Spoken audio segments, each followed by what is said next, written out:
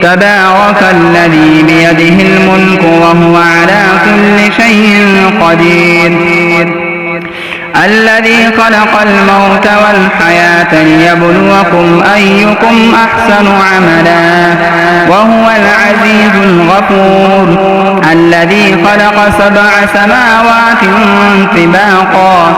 ما ترى في خلق الرحمن من تفاوت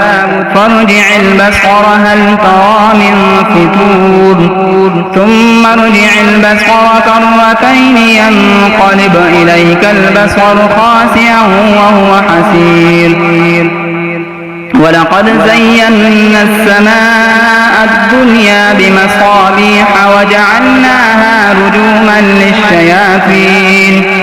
رجوما للشياطين وأعتدنا لهم عذاب السعير وللذين كفروا بربهم عذاب جهنم وبئس المصير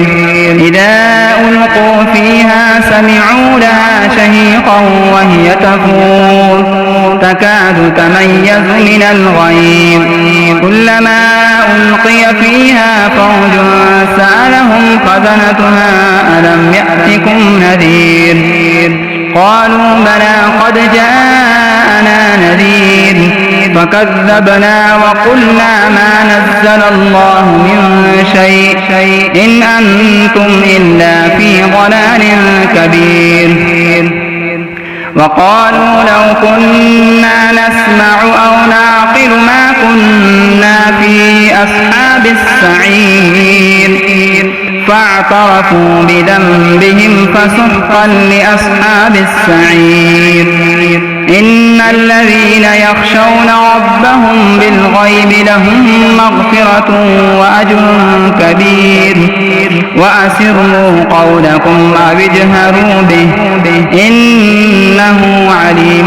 بذات الصدور ألا يعلم من خلق وهو اللطيف الخبير هو الذي جعل لكم الأرض ذلولا فامشوا في مناكبها وكلوا من رزقه وإليه النشور أأمنتم من في السماء أن يخسف بكم الأرض فإذا هي تمور أم أمنتم من في السماء أن يرسل عليكم حاصبا فستعلمون كيف نذير ولقد كذب الذين من قبلهم فكيف كان نكير أولم يروا إلى الطير فوقهم صافات ويقبض ما يمسكهن إلا الرحمن إنه بكل شيء بصير أمن هذا الذي هو جند لكم ينسوكم من دون الرحمن إن الكافرون إلا في غرور أمن هذا الذي يرزقكم إن أمسك رزقه بل لجوا في عتو ونفور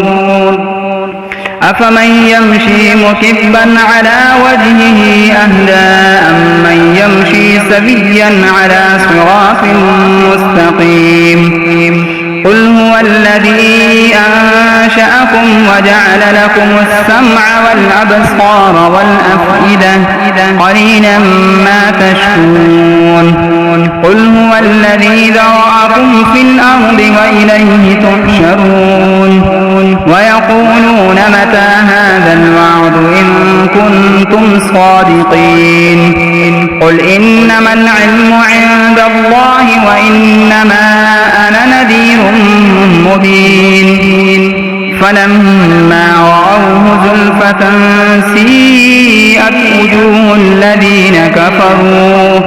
وقيل هذا الذي كنتم به تدعون قل أرأيتم إن أهلكني الله ومن معي أو رحمنا فمن يجير الكافرين من عذاب أليم قل هو الرحمن آمنا به وعليه توكلنا فستعلمون من هو في ضلال